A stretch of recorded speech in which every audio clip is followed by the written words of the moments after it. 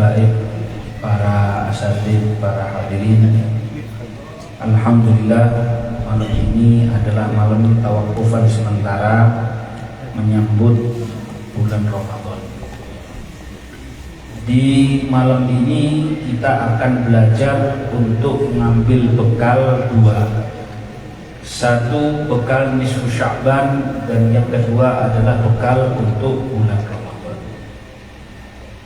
Allah Subhanahu wa ta'ala firmankan di dalam ayat suci Al-Quran, yamhullahu ma yasha' wa yuthbit wa indahu ummul kitab.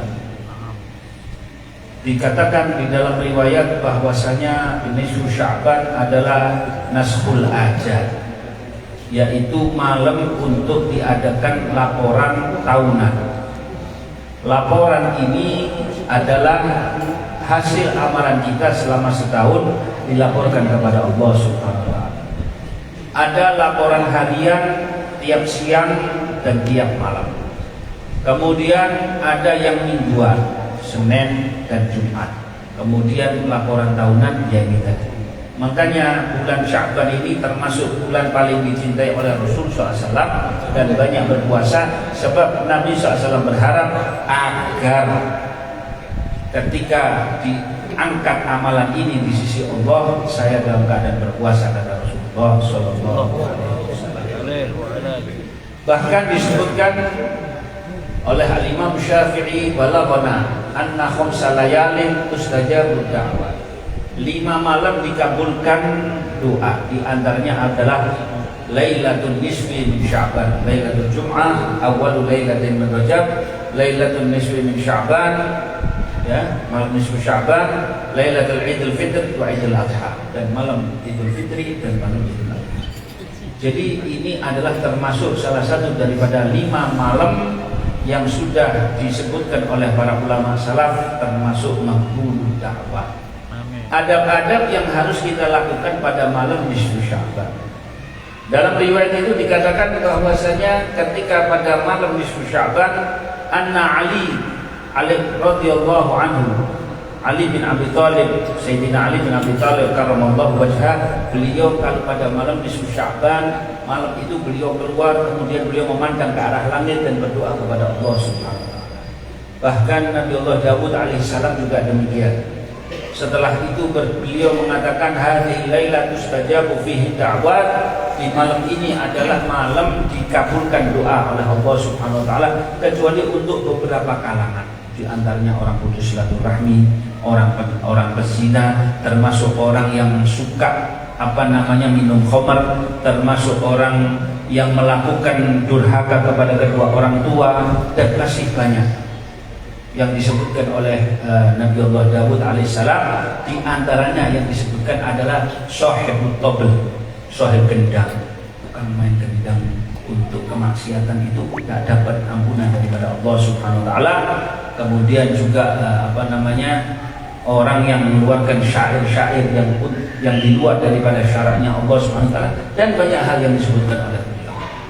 Ada hadis riwayat Sayyidatuna Aisyah, tapi hadis ini dhaif, cuman boleh untuk fadilatul a'mal. Suatu malam, kata Sayyidatuna Aisyah, ada 3 riwayat. Ketika pada malam nisfu Sya'ban kanat lailati, itu satu riwayat. Ada riwayat yang lain, pada tengah malam Rasulullah SAW pernah tiba-tiba ketika datang dari satu tempat, kemudian beliau sudah mulai melepaskan pakaiannya, mulai melepaskan jubahnya dan gamisnya. Maka kemudian setelah itu tak lama dipakai lagi oleh Nabi SAW, terus buru-buru keluar. Akhirnya ini kan waktunya saya malam ini, gilirannya saya. Tak kejar Rasulullah SAW, saya ikuti dari belakang. Tiba-tiba beliau ini berdiri di depan Maqbaratul Baqi, berziarah di pemakaman Baqi sambil berdoa kepada Allah. Setelah itu kemudian beliau balik. Karena saya takut ketahuan oleh Rasulullah SAW, saya pulang cepetan mendahului Nabi SAW. Kemudian setelah itu beliau masuk, kemudian beliau sholat dan bersujud sangat lama. Kemudian setelah itu beliau berdoa kepada Allah Subhanahu wa ta'ala, dan banyak doa yang diriwayatkan dalam riwayat hadis dhaif tersebut, dan ini doanya nggak dipakai oleh para ulama, nggak dipakai. Setelah itu saya dibilang oleh Rasulullah SAW, kenapa? Kau khawatir tentang aku, wahai Aisyah? Jangan khawatir, saya tadi cepat-cepat keluar karena tadi Jibril datang kepadaku. Ya Muhammad, Allah Subhanahu wa Ta'ala pada malam ini telah memberikan ampunan sejumlah dengan jumlah yang banyak, lebih daripada jumlah pasir, lebih daripada jumlah bulu-bulu, lebih daripada jumlah gunung-gunung, lebih daripada jumlahnya dedaunan. Orang yang diampuni lebih daripada jumlah ini yang dikasih ampunan oleh Allah Subhanahu wa Ta'ala. Ya Allah ma yasha wa yuthbit. Ada yang dihapus, ada yang dikasih kedudukan yang baru oleh Allah Subhanahu wa Ta'ala, status yang baru oleh Allah Subhanahu wa Ta'ala. Wa indahu ummul kitab. Yang bisa merubah nasib itu hanya siapa? Allah Subhanahu wa Ta'ala.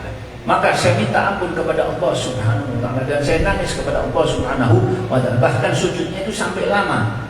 Sayyidina Rasulullah sallallahu alaihi wasallam. Maka adab yang perlu dilakukan pada malam nisfu Sya'ban, yang pertama adalah hendaknya kita niatkan taubat kepada Allah Subhanahu wa Ta'ala.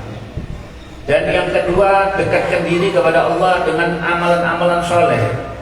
Sebab malam itu adalah malam dikabulkannya doa. Dan doa ini kata Nabi SAW, ad-du'a uslahul mu'min wa imaduddin wa nurun fis samawat wal ard.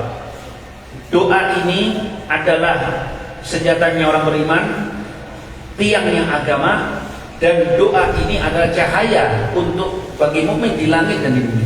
Tidak ada cahaya, la ta'jizu 'anil du'a. Jangan sampai kamu kalah di dalam berdoa kepada Allah Subhanahu wa Ta'ala. Orang ketika berdoa, kata Nabi Shallallahu Alaihi Wasallam, bisa menolak bala. Sungguh beruntung hamba yang diilhamkan untuk banyak doa kepada Allah, siang dan malam berdoa kepada Allah Subhanahu Wa Taala. Dalam riwayat itu sampaikan dikatakan, qumu lailaha wa sumu naharaha. Malam nisfu itu engkau bangun di malam harinya, dan besoknya engkau berpuasa. Banyak-banyaklah dekatkan diri kepada Allah. Di antaranya yang diajarkan oleh para ulama adalah satu, qiraah surat Yasin. Surat Yasin ini kayak sultan. Engkau niatkan apa saja silahkan.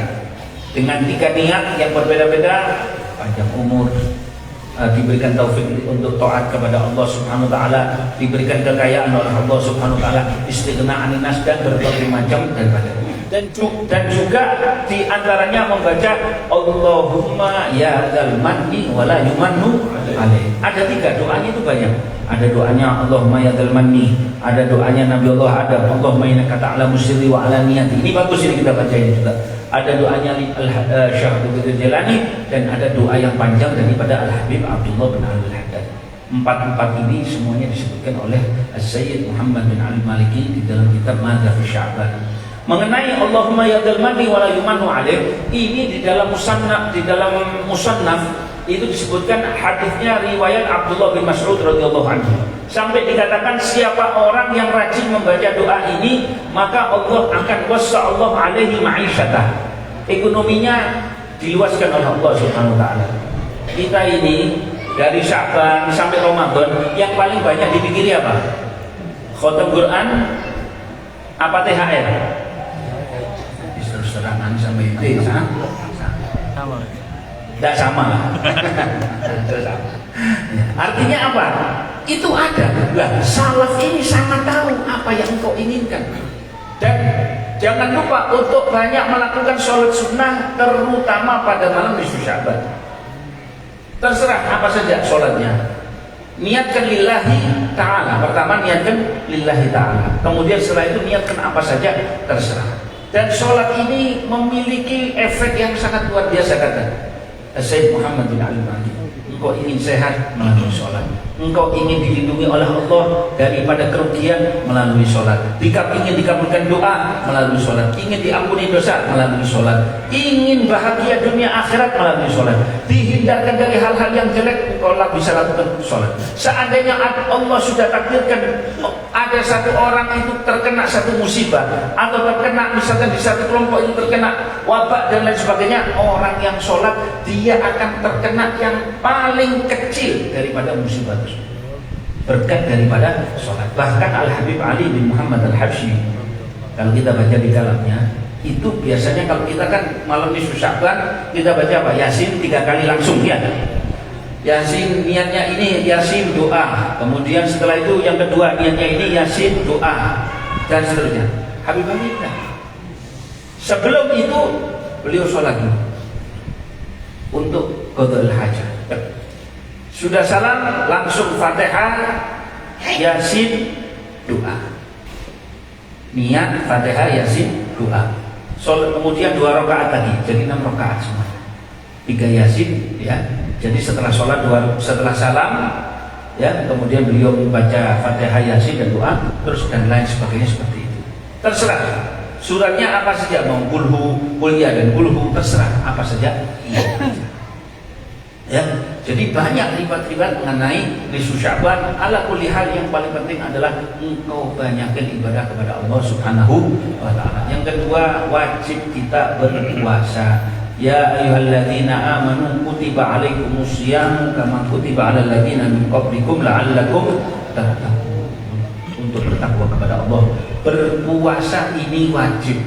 Orang berpuasa sunnah saja sehari, tidak ada niat apa-apa, iya sunnah saja, bukan Ramadan, dia berpuasa biasa, itu nanti akan dihilangkan daripada kehausan kelak di hari kiamat, tidak akan haus.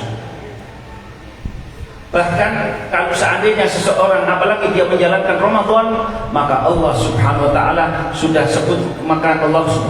sebutkan dengan anugerah yang begitu banyak.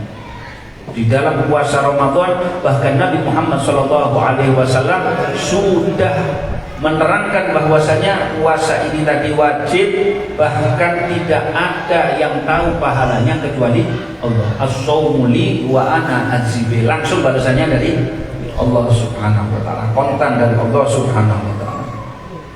Sunnahnya jadi fardu, yang fardu dilipatkan akan jadi 70.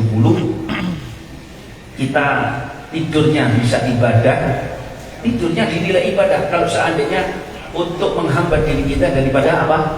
Daripada maksiat. Kemudian kita menyenangkan sesama dengan ucapan yang baik, itu akan menjadi ibadah bagi kita. Tapi jangan sampai terkena beberapa perkara yang mencabut pahala. Riba, kemudian ngadu domba, sumpah palsu, pandangan yang haram, ya. Termasuk pandangan yang haram itu kita meremehkan orang, itu pandangan yang haram. Bukan hanya kelihatan aurat saja, kita meremehkan orang.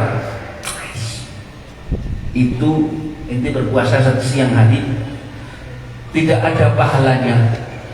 Ilal ju' wal atas, hanya lapar dan ketika malam pertama bulan Ramadan, maka yang harus kita lakukan adalah saya niat berpuasa penuh 1 bulan penuh. Apa manfaatnya? Manfaatnya adalah kalau seandainya di salah satu malam ada yang lupa, maka sudah terbayar dengan niat tersebut. Kalau besoknya lupa lagi, tidak bisa. Orang yang lupa niat di malam hari ketika di bulan Ramadan, ya artinya dia sudah naik fajar, dia lupa nggak niat, maka di saat itu wajib untuk berpuasa dan wajib untuk memfoto. Kalau sengaja nggak niat, dia mendapatkan dosa. Ya, seperti itu. Jadi kapan sunnahnya niat? Sunnahnya niat ketika mau berbuat, ketika berbuka sudah disunahkan untuk niat. Besok untuk niat puasa, nawaitu shauma ghadin an ada fardhi syahr Ramadan hadis sanati lillahi ta'ala. Yang wajib berpuasa adalah satu dewasa, sudah akil baligh, kemudian dalam keadaan normal dan tidak ada sakit yang melemahkan dirinya. Kalau seandainya orang ini tadi gila, tidak wajib puasa. Cacat mental, tidak wajib puasa. Misalkan tiba-tiba ketika puasa dia ayang, batal puasanya. Ada yang mengatakan kalau seandainya ayamnya ini tadi tidak disengaja, ya kan? Tidak disengaja, maka kalau seandainya itu tidak mengambil 1 hari, maka tidak batal puasa. Ada yang mengatakan kalau seharian penuh baru nanti batal. Ada juga yang mengatakan selama tidak disengaja tidak membatalkan puasa. Siapa ini? Satu yang ayah, dan yang kedua adalah apa? Orang yang hilang kesadarannya. Siumannya baru seandainya berapa? 1 hari. Bagi ibu-ibu yang kalau dia lagi menyusui atau lagi punya anak, gak kuat. Kalau yang dia khawatirkan adalah anaknya, maka wajib qadha dan wajib apa? Wajib untuk membayar fidyah. Kalau yang dia khawatirkan keselamatan dirinya atau yang dikhawatirkan yang lemah itu adalah dirinya sendiri tanpa ada mengkhawatirkan untuk keselamatan anaknya, cukup untuk digodok saja. Bagi orang yang sakit nih ya, kalau ada orang yang sakit di bulan Ramadan tidak boleh membatalkan puasanya kecuali kalau sudah nggak kuat ya, akan menghilangkan keseimbangannya. Atau misalkan ada sakit yang nggak bisa lepas dari obat, nah itu nanti bisa besoknya dia membayar fidyah tiap hari 1 mud 7 on tiap hari. Oh enggak, saya nggak mau tiap hari, saya nanti setelah Idul Fitri tak bayar langsung sekalian, boleh, tidak jadi masalah,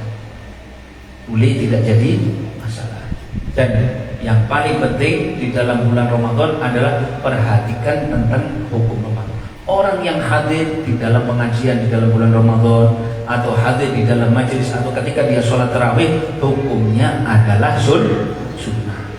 Mau 20 itu lebih bagus. Nggak bisa ada utur 8, nggak masalah. Terikat kerja cukup meskipun 2 rakaat tidak jadi masalah. Sebab apa? Ba'diyatul isya lebih afdol daripada sholatul tarawih. Yang paling penting sholat tarawih jangan ojo tukaran. Kalau bisa diisi dengan qiyamul lail, diisi dengan sedekah, diisi dengan ibadah, diisi dengan zikir, dan yang paling agung adalah kalau kita membaca Al-Quran. Nggak perlu langsung hatam sekaligus. Nah, yang penting istiqomah, kau bawa sampai ketemu Ramadan lagi. Nanti ketemu Ramadan lagi terus. Istiqomah ini lebih bagus.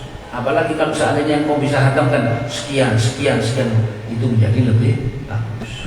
Nah, sebelum Ramadan, marilah kita bersihkan hati, bersihkan ucapan, bersihkan perbuatan. Yang paling penting itu, jangan sampai ada kata-kata yang kotor. Jangan sampai ada perbuatan yang menyakiti orang atau mendolimi orang. Itu lebih bagus daripada ibadahnya banyak tapi dia menyakiti orang, atau seandainya dia melakukan penipuan kepada orang, mendolimi orang dan lain sebagainya. Na'udzubillahi min dzalik. Wallahu a'lam bishawab. Rabbana atina fid dunya hasanah wa fil akhirati hasanah wa qina adzabannar. Wa sallallahu alaihi wasallam. Alhamdulillahirabbil alamin. Di sini ada Biniyati Syifa dulu. Al-Fatihah Biniyati Syifa.